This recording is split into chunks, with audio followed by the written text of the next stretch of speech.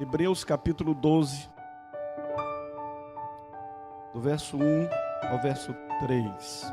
É uma porção da Escritura muito familiar da igreja. E diz assim: portanto, também nós, visto que temos a rodear-nos tão grande nuvem de testemunhas, desembaraçando-nos de todo o peso e do pecado que tenazmente nos assedia, corramos com perseverança a carreira que nos está proposta, olhando firmemente para o autor e consumador da fé, Jesus, o qual, em troca da alegria que lhe estava proposta, suportou a cruz, não fazendo caso da ignominia, e está assentado à destra do trono de Deus. Considerai, pois, atentamente aquele que suportou tamanha oposição dos pecadores contra si mesmo, para que não vos fatigueis desmaiando em vossas almas. Amém. Glória a Deus. Meus amados irmãos, nós viemos adorar a Deus. O irmão Diego falou uma coisa aqui muito certa. Quando saímos de nossas casas, nós já trazemos conosco uma certa expectativa de como será o culto naquela noite. E o nosso culto será exatamente da maneira que nós prepararmos ele. Então, ontem nós falamos aqui sobre um culto que Isaías teve a oportunidade de participar. Um culto de adoração a Deus. Um culto onde não poderia faltar reverência. E é exatamente este culto que nós viemos prestar a Deus nesta noite. Deus recebe o culto quando este culto é dado a Ele as primícias. Os irmãos já leram na Bíblia que Deus exigiu de Israel que tudo que saísse à madre era dele. O primeiro filho, o primeiro cabrito, a primeira ovelha, o primeiro bezerro, os primeiros grãos da lavoura era de Deus. E Deus se comprometia em contrapartida de abençoar. Tal qual o primeiro filho ele abençoaria o segundo, o terceiro, o quarto, os grãos seriam de igual maneira. E muitas vezes nós falhamos no nosso culto e na nossa adoração a Deus quando nós não damos a Ele as primícias, o que é melhor. E a gente percebe isso na vida prática, porque, irmãos, na teoria, quase todos nós sabemos o que é ser crente. Na teoria, quase todos nós sabemos o que é nascer de novo. Nós ouvimos tanto, já lemos tanto sobre isso, que somos capazes de responder teoricamente uma prova acerca disso. Mas a Bíblia não está exigindo respostas teóricas. A Bíblia está exigindo vida prática de cada um de nós. É isso que Deus veio buscar aqui. Ele veio buscar resultados, veio buscar frutos. Então, quando um homem e uma mulher se casam e nasce o primeiro filho, qual é a grande tentação? É que o avô e a avó querem criar o filho. Então eles acabam deixando o filho mais com o avô e com a avó do que com eles. Então aquela criação que eles deveriam dar, quem dá é o avô e a avó. E se não forem temente a Deus, vão dar à criança o que a criança quer. E Deus está dizendo: é primícias minha, ensina no caminho que deve andar, dá prioridade à minha palavra e eu cuido da tua família. Então, irmãos, isto se aplica a tudo na nossa vida. Que Deus seja o primeiro em tudo que façamos. Que Deus tenha a primazia em tudo que nós somos. E você será abençoado por Deus. Você verá a bênção de Deus na sua vida. Este tem sido o segredo das pessoas que conhecem a Deus. Colocá-lo em primeiro plano. O escritor aos Hebreus estava escrevendo para uma igreja experimentada em sofrimento. A primeira igreja é a igreja de Jerusalém. E ela nasceu em meio a sofrimentos, a perseguições, a dificuldades. Mas foi uma igreja perseverante. Ela não esmoreceu diante das perseguições. Ela prosseguiu. Porém, aconteceu uma coisa lá em Jerusalém. Aconteceu algumas coisas que fez com que o evangelho não deslanchasse e não prosperasse como estava acontecendo entre os gentios. É que alguns ficaram agarrados aos rudimentos antigos da lei, alguns ficaram querendo emendar o evangelho. Jesus disse que não se põe remendo de pano novo em roupa velha.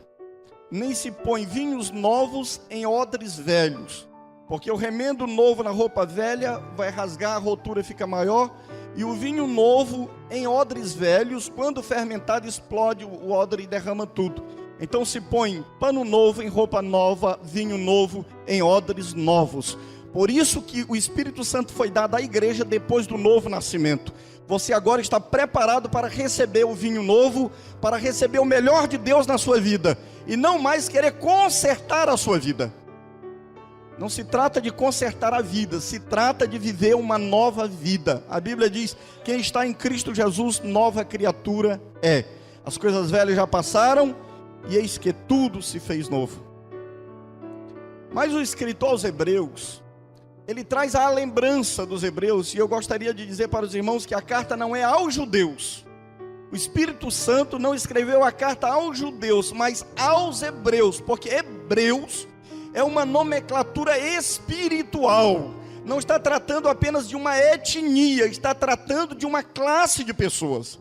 Abraão recebeu o título de o hebreu quando ele atravessou o Eufrates, o homem do outro lado do rio. Nós já passamos o Jordão, nós somos hebreus. Nós temos o direito de receber o que o Espírito Santo está falando conosco nesta noite através desta carta. E ao escrever, ele está dizendo que nós deveríamos ter como modelo da nossa vida Jesus Cristo. Mas ao lado de Cristo, nós tínhamos uma nuvem de testemunhas. Nós tínhamos exemplos para serem seguidos, imitados, homens que poderiam servir de inspiração para nós aqui. Você olha para Jesus, mas Jesus é Deus. Como eu posso ser igual a Jesus? Mas o escritor aos Hebreus, no capítulo 11, ele faz uma descrição da galeria dos heróis da fé, daquilo que poderíamos chamar de a calçada da fama do céu. E nesta calçada da fama tem pessoas que eu não colocaria ali, e nem você colocaria ali, mas Deus colocou. E isto foi feito para que você saiba que, ainda que você mesmo tenha um juízo de valor a seu respeito, pequeno ou negativo, Deus não vê você assim. Deus vê você de acordo com a tua fé, de acordo com a tua capacidade de crer nas suas promessas, porque fé é crer em toda a palavra de Deus. Se você puder crer, tudo é possível ao que crê, diz a Bíblia, não é impossível. Então o escritor aos Hebreus, ele menciona para nós alguns nomes aqui, e o tempo não nos permite, como o próprio escritor aos Hebreus diz, que lhe faltaria tempo para que ele pudesse discorrer acerca de alguns daqueles que ele chamou de heróis da fé. Mas quando você lê o capítulo 11 desta galeria, você vai encontrar acerca de um homem chamado Moisés. Eu vou me deter por um pouco de tempo em Moisés, e depois nós vamos prosseguir e chegar ao modelo da nossa fé, que é Jesus Cristo, o autor e o consumador da nossa fé. Diz o escritor aos Hebreus no capítulo 11: pela fé, Moisés, quando já homem feito, verso 24, recusou ser chamado filho da filha de Faraó, preferindo ser maltratado junto com o povo de Deus, a usufruir prazeres transitórios do pecado, porquanto considerou o opróbrio de Cristo por maiores riquezas do que os tesouros do Egito, porque contemplava no futuro o galardão. Pela fé, portanto, pela fé abandonou o Egito, nem ficou amedrontado pela cólera do rei, antes permaneceu firme, como quem vê aquele que é invisível, e pela fé celebrou a Páscoa e o derramamento do sangue, para que o exterminador não tocasse nos primogênitos dos israelitas. 3 observações acerca de Moisés, e que nenhum de nós podemos alcançar o que ele alcançou, a menos que façamos as mesmas coisas. A primeira coisa que está dito: ele recusou-se. Pela fé, Moisés recusou-se a ser chamado filho da filha de Faraó. Isto dava o direito a Moisés de pleitear a sucessão do Faraó no trono do Egito. O Egito era os Estados Unidos da América do seu tempo, era a maior potência da época. Moisés poderia ser o homem mais poderoso do mundo. E quando Moisés ficava na janela do palácio, e de lá ele olhava para o acampamento dos hebreus, e o faraó do seu lado olhava, ambos estavam olhando para o mesmo grupo de pessoas e com visões diferentes. Enquanto o faraó dizia, aí está um povo que é meus escravos, um povo que vai nos servir para sempre, um povo que nós vamos endurecer o jugo, Moisés olhava e dizia, ali está o meu povo, ali está o povo de Deus, ali estão os herdeiros da promessa, o Messias virá deste povo, é o meu povo. Louvado seja o nome do Senhor. Ele sabia que havia um trono no Egito que ele podia sentar, ele sabia que ele poderia ser servido por muitas pessoas, mas ele preferiu, ele fez uma escolha, ele se determinou a perder, preferiu dispensar tudo aquilo, e preferiu ficar com o opróbrio, com a vergonha. Irmãos, nem todos nós, ou nenhum de nós aqui teremos o privilégio de ter o que Moisés tinha no Egito. Mas cada um de nós podemos fazer o mesmo que Moisés fez no Egito. Podemos recusar as benesses do mundo, podemos recusar aquilo que Satanás nos oferece, e podemos nos identificar com o mesmo povo, o povo de Deus, e sofrer o mesmo opróbrio, a mesma vergonha que Moisés sofreu. Louvado seja o nome de Jesus. Um dia qualquer, Moisés sai do palácio, e ele não sai vestido de príncipe. Ele se veste como um hebreu, e ele entra no meio do povo, e ele vai ao barranco, e ele amassa barro, e ele fica durante o dia com eles ali, e ele sente o sol bater no seu rosto, e ele olha e diz, Senhor, é isto que eu quero para mim, eu quero estar do lado do teu povo, ainda que esteja sofrendo, eu quero estar do lado do teu povo. Deus amou o que Moisés estava fazendo, porque Moisés na verdade era a resposta das orações de seu pai. Quando você lê a história dos hebreus de Flávio Josefo e de outros comentaristas judeus, você vai descobrir que o pai de Moisés, Arão, foi um dos homens de maior oração na história de Israel. Ele foi se entendendo como homem, ouvindo falar da promessa, e ele começou a dizer para sua esposa Joquebede, não, o Egito não é nossa terra, o Egito não é o nosso lugar. Há uma terra que Deus nos prometeu, há um lugar, e nós estamos satisfeitos aqui no Egito, e está errado, vamos buscar este lugar. E ele começou a orar, e ele começou a clamar, Senhor, tira-nos do Egito. Mas ele orava só, porque os israelitas estavam bem no Egito, eles tinham casas, eles tinham mansões, eles tinham fazenda, eles estavam prosperando. E Deus ouviu a oração daquele Arão e disse, eu vou responder a tua oração, meu filho. De que maneira Deus respondeu a oração de Arão? Deus endureceu o coração de Faraó, Deus tirou os privilégios de Israel no Egito, Deus fez com que o Egito odiasse Israel, que eles não se sentissem bem naquela terra, e à medida que a opressão veio sobre o povo de Israel, homem após homem começou a orar, começou a clamar e dizendo, Senhor, eu não quero construir cidade para Faraó, eu quero a terra da promessa, eu quero ir para o lugar que tu nos prometeu. Um dia, todos os homens em Israel estavam orando e chorando, todas as mulheres estavam orando e chorando, todas as crianças estavam orando e chorando, e o libertador já estava com 80 anos, no Monte Sinai, pastoreando ovelhas, e Deus desce, e Deus disse, Moisés, eu ouvi a oração do meu povo, eu vi as lágrimas do meu povo, e eu desci para libertá-los. Irmãos, só quando você quiser, só quando você desejar, só quando você clamar pelo que Deus tem dado e prometido na sua palavra, você receberá. Mas enquanto estivermos satisfeitos com o mundo, enquanto estivermos felizes com o mundo, não receberemos. E por isso às vezes Deus fecha a torneira, por isso às vezes Deus aperta o cerco, por isso às vezes Ele nos permite passar por provações, para que nós possamos clamar a Ele pela coisa certa. Mas Ele veio, irmão, Ele veio. Então Moisés recusou, você precisa recusar.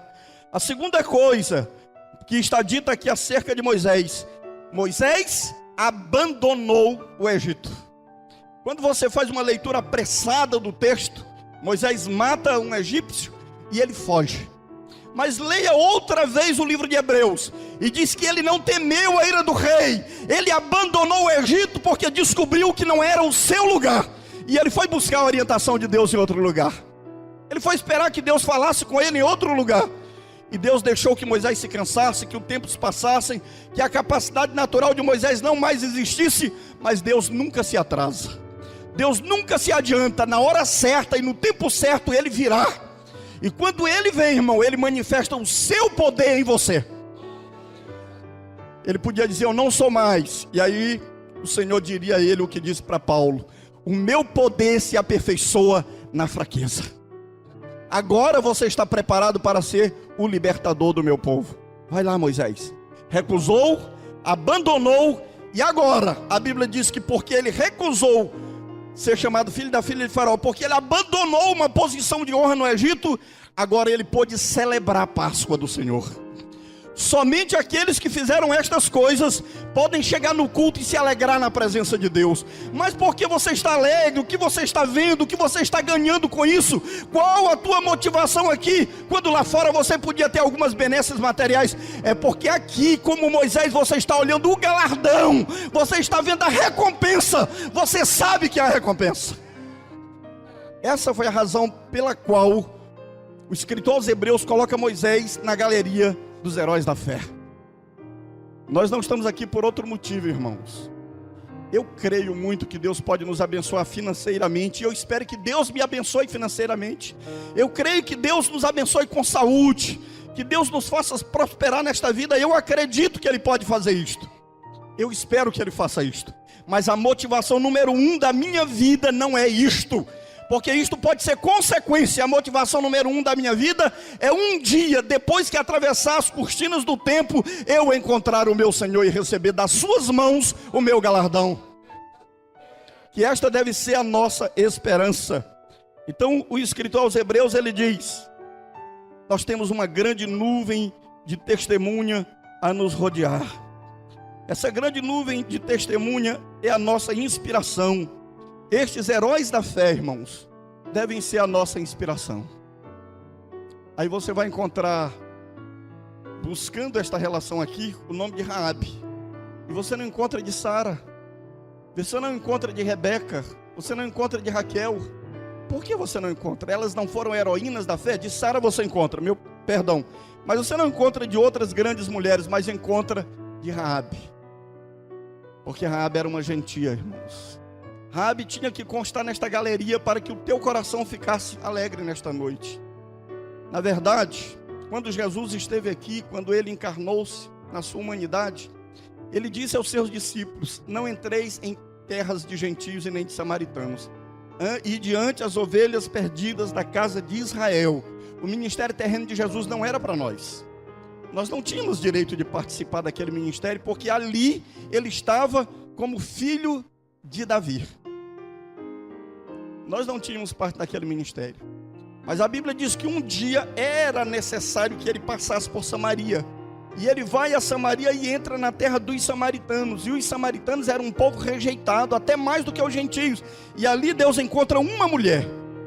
Ainda que ela tivesse problemas na sua vida, e ela tinha dentro dela um desejo. Dentro dela ela tinha uma ânsia por mais de Deus. Começa a conversar sobre água, e esta água vira uma outra água, e ela demonstra o desejo de ter desta água, e Jesus diz para ela: vai chamar teu marido. Ela diz: eu não tenho marido. Ele disse: agora tu falou a verdade, tu não tens marido. Tiveste 5, que tem não é teu, tu disseste com a verdade. E ela diz: Senhor, nós sabemos que o Messias há de vir, e quando Ele vier, nos ensinará todas estas coisas. Jesus diz: sou eu mesmo, mulher, que falo contigo. Eu sou o Messias. E aquela mulher, depois de encontrar este Messias, ela sai na cidade dizendo a todas as pessoas: Ele revelou a minha vida, eu sou mesmo uma pecadora, eu transgredi, mas Ele não me condenou. Não seria Ele o Messias? E a cidade vai em busca dele. Mas em João capítulo 12, Jesus está em Jerusalém, um grupo de gregos chegam, falam com Filipe, falam com André e diz: queremos ver o Senhor, queremos ver Jesus, queremos falar com Ele. E os discípulos dizem: Senhor, os gregos vieram, diz a tradição que eles vieram de Hadassa, eles querem falar contigo, porque o rei de Hadassa queria levar Jesus para lá. Jesus disse: se o grão de trigo caindo na terra não morrer, fica só, mas se morrer, produz muito fruto. Um dia eu irei aos gentios, não eu em corpo, eu irei através da minha noiva, dos meus discípulos, mas eu chegarei lá. De que maneira ele se revelou? Ele se revelou no início do seu ministério, quando um dia ele convoca pescadores que estão à beira do mar para virem ser de seus discípulos, e um homem chega e ele diz assim: o teu nome é Simão, tu é filho de João, teu nome agora é Pedro. Como é que ele sabe o meu nome? Como ele pode me conhecer? Um outro vai chegando e ele diz: aí está um verdadeiro israelita em quem não há dolo, não há falsidade. Mestre, tu me conheces de onde? Eles começam a perceber que o segredo do seu coração estava sendo desvelado diante dele. O mesmo aconteceu com a mulher samaritana. Nesta noite você sabe que este que nós adoramos conhece o segredo do nosso coração. Ele conhece o nosso nome, ele sabe quem nós somos, de onde estamos vindo. Por isso ele não nos recusa. E a Bíblia diz que ele não se envergonha de nos chamar seus irmãos, sua família. Louvado seja o nome de Jesus. Glória a Deus. Quanta inspiração Raabe não deveria dar a nós. Sabe por quê, irmão? Ela estava numa cidade condenada e ela era uma mulher condenada. No entanto, ela não somente salvou a sua vida, como salvou a vida da sua família, como ela ainda entrou na genealogia do Messias. Imagine você o que é ser Ruth. E eu fiz há pouco tempo uma descoberta, pastor Wilson, pastor Eliel. E eu me perguntei, por que Abrão trouxe Ló consigo, lá de Babilônia? Já que a ordem de Deus não era para trazer. Parece que tem coisas confusas na Bíblia, mas Cristo estava em Ló, irmãos. Ló não veio de graça com Abraão.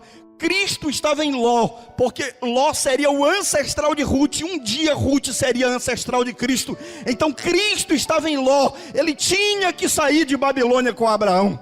Há muitas pessoas que vêm a Jesus por sua causa.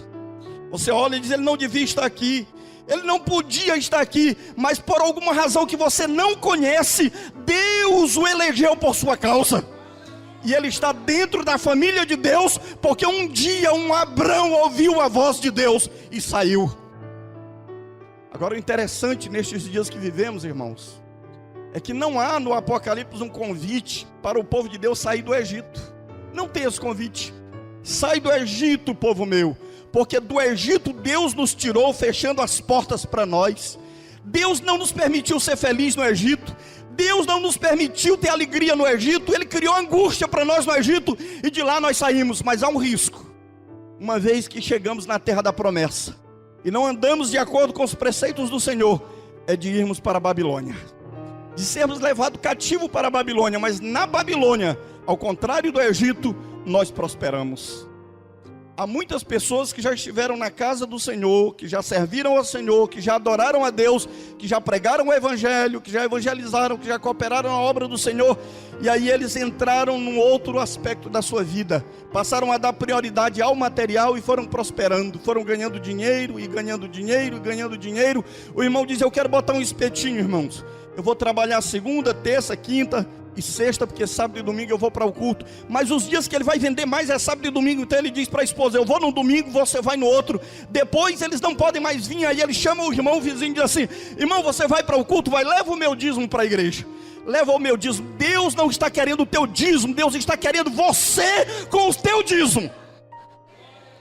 Não manda dinheiro para Deus, não pensa que o teu dinheiro vai comprar a tua comunhão com o Senhor. Ele quer você. Ele é zeloso, ele é ciumento, ele é cuidadoso, ele é exclusivo. Ele quer você. Então, quando o povo está muito acomodado em Babilônia, há um decreto. Mas este decreto não obriga ninguém a sair de Babilônia. Qualquer do povo de Deus que está em Babilônia, que quiser ir para Judá, o rei está permitindo que vá. Israel já era uma grande multidão em Babilônia, mas apenas 51 mil pessoas resolveram sair da Babilônia para ir para a terra da promessa. Hoje, o evangelho deve ser pregado nas igrejas, irmãos.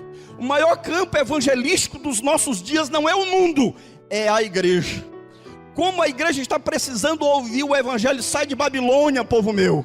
A Babilônia entrou dentro das nossas casas, a Babilônia entrou dentro de nossa vida. A Babilônia ocupa um lugar que não nos escandaliza. você não se sente oprimido por ela.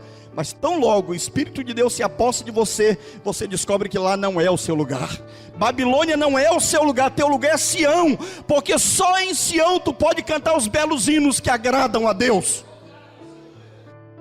Só em Sião. Qual é o grande problema do israelita de Babilônia? É que ele quer ter prazer, irmãos. O problema é que o natural tipifica o espiritual. Qual é o que está acontecendo no nosso mundo natural com as mulheres? Porque a mulher na Bíblia tipifica a igreja. As mulheres no nosso tempo, elas querem ter prazer. Por isso, usa preservativo, usa anticoncepcional, porque não pode engravidar, os seios vão ficar flácidos, a barriga vai ficar mole. Não, mas quer ter prazer. Por isso, o lugar mais frequentado não é o leito nupcial, mas são os motéis. Porque o que está em voga é ter prazer. Querem ter prazer, mas a noiva de Cristo quer gerar filhos para ele. A noiva de Cristo está dizendo como Raquel para Jacó: dá-me filhos ou morrerei. Isto não significa que você não tem prazer, porque quando o Senhor Elohim desceu à casa de Abraão e disse: Sara terá um filho, ela disse: aos 90 anos eu ainda teria prazer e ainda daria um filho para Abraão. Sim, o verdadeiro crente, ele tem prazer na adoração a Deus, ainda que em meio a dores, ainda que em meio a sofrimento, ainda que em meio a perseguição, a sua alma sabe se regozijar em Deus.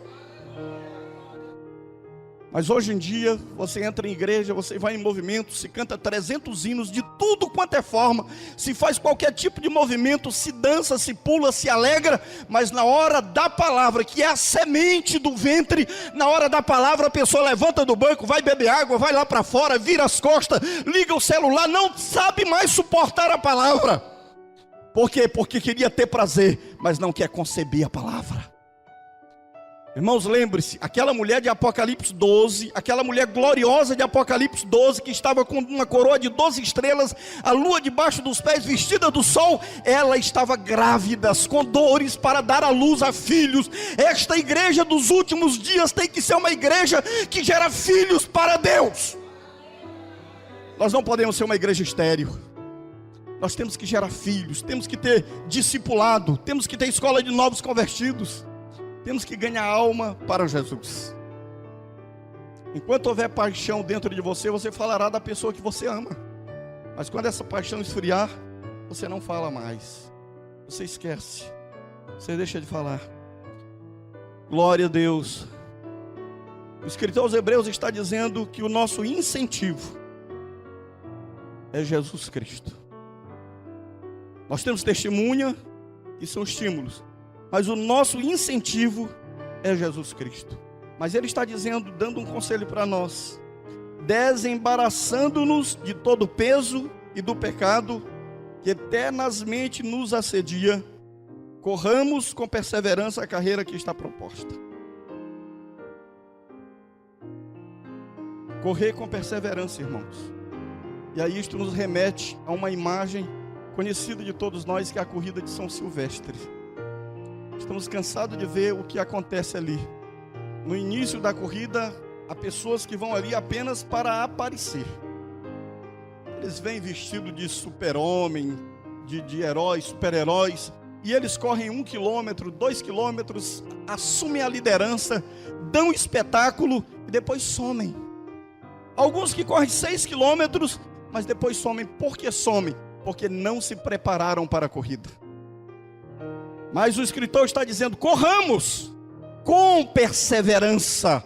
O homem que se prepara para uma corrida, ele não corre de mais e ele não corre de menos. Ele sabe que a corrida é longa, ele sabe que há obstáculos, portanto ele prepara-se para que o seu passo, o seu compasso possa lhe permitir chegar à linha de chegada. Ele não vai desistir. Ele sabe que ele precisa de água, ele sabe de tudo. O escritor aos Hebreus está comparando a vida espiritual a uma corrida, a uma maratona. Está dizendo: corramos com perseverança. Qual tem sido o grande problema de uma parte dos cristãos?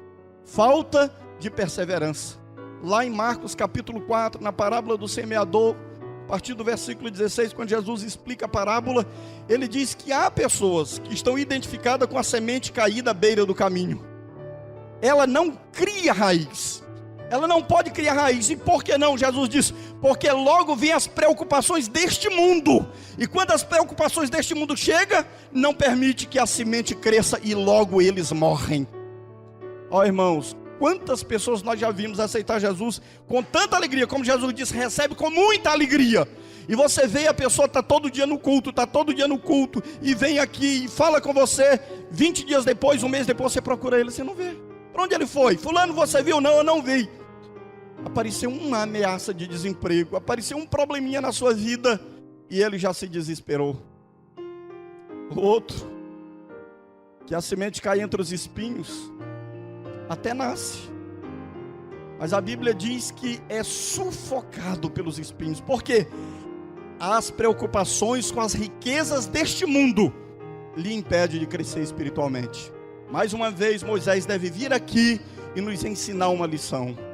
Estas coisas vão passar. Se Moisés tivesse ficado no Egito, nós hoje, talvez nós encontrássemos Moisés em uma daquelas múmias negras, duras, que estavam lá.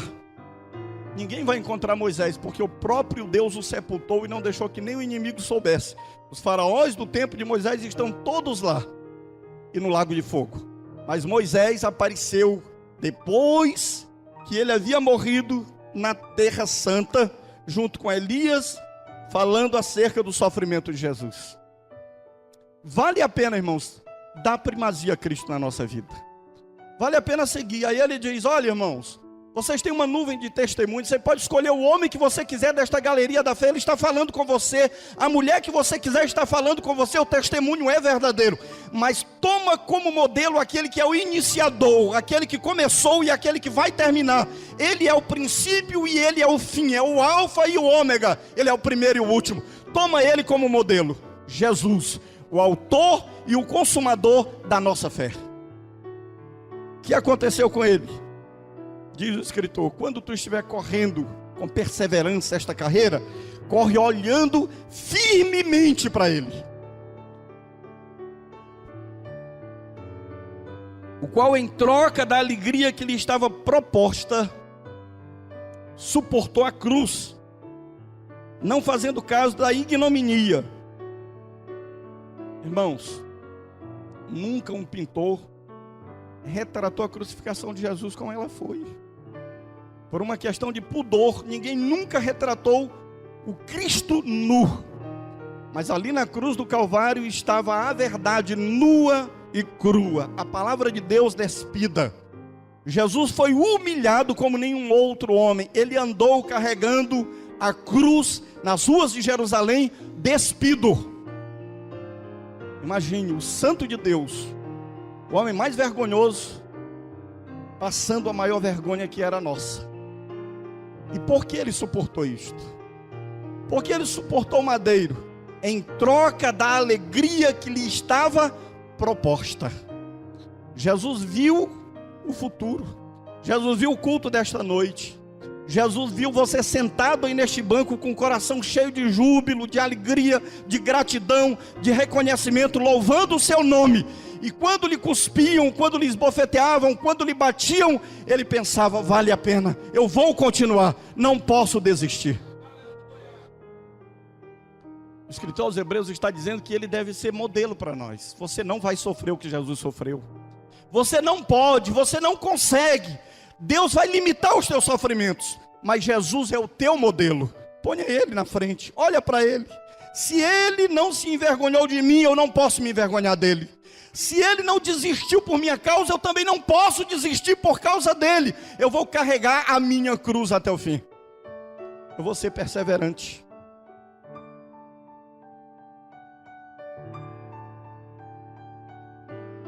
Não fez caso da ignomia e está sentado à destra do trono de Deus. Considerai, pois, atentamente aquele que suportou tamanha oposição dos pecadores contra si mesmo, para que não vos fatigueis desmaiando em vossas almas. Eu tenho dito aqui para alguns irmãos que a coisa que mais me deixa aborrecido, literalmente aborrecido, é quando um irmão, um crente, diz para mim, pastor, eu estava pensando em desistir. Eu confesso aos irmãos que eu não sei o que dizer quando eu ouço alguém dizer isso. Eu estava pensando em desistir. Desistir do quê? Desistir como? Leia a sua Bíblia. Quando Jesus desafia os seus discípulos, dizendo: vocês também querem ir? Pedro diz: Senhor. Ele não diz para onde, ele diz: para quem iremos nós? Se nós temos crido que tu és o Cristo de Deus e só tu tens palavras de vida eterna, para onde nós iremos? Se você deixar Jesus, você vai para onde, irmãos? Com Jesus nós sofremos, porém, diz a Bíblia, se com Ele sofremos, também com Ele reinaremos. Sem Jesus nós sofreremos também, mas quem sofre sem Jesus, vai perecer sem Jesus. Então, em troca da alegria que está proposta, sofra hoje o que você tiver que sofrer, mas não desista. Por quê? Porque haverá recompensa neste caminho, haverá recompensa. Jesus Cristo é o modelo, Jesus Cristo é o exemplo. O mesmo Deus que ressuscitou a Jesus, ressuscitará os nossos corpos mortais, e Ele nos colocará no trono, irmãos. Nós estamos destinados, predestinados a sentar no trono do universo, a governar o universo com o nosso Senhor Jesus Cristo. Não se fadigue em sua alma, não se aborreça, não desista, persevere, prossiga, caminho, que você vai chegar lá. Eu quero crer que nós somos a geração de Josué, aquela geração que saiu do Egito, mas que entrou em Canaã. Redenção completa é sair do Egito e entrar em Canaã. Não adianta nada ter passado 30 anos na igreja, no 31º ano se desvia e vai para o inferno. Adiantou do quê? Não adianta nada. Então, irmãos, seja fiel, prossiga nessa caminhada, prossiga, não desista, porque há uma recompensa para você, há um galardão para você. Quando você lê sua Bíblia com mais atenção, você vai perceber que mais de 80% das promessas da Bíblia ainda estão reservadas para o povo do último dia. Você faz parte deste povo do último dia. Se Abraão foi fiel a Deus com o pouco que Deus lhe prometeu nos seus dias, se Moisés foi fiel a Deus com o pouco que Deus lhe prometeu nos seus dias, você tem muito mais, porque a Bíblia diz que eles não alcançaram o fim da fé deles, porque estava proposto por Deus que eles não poderiam ser aperfeiçoados sem nós. Sem você eles não alcançariam a perfeição. Quão importante você é aos olhos de Deus.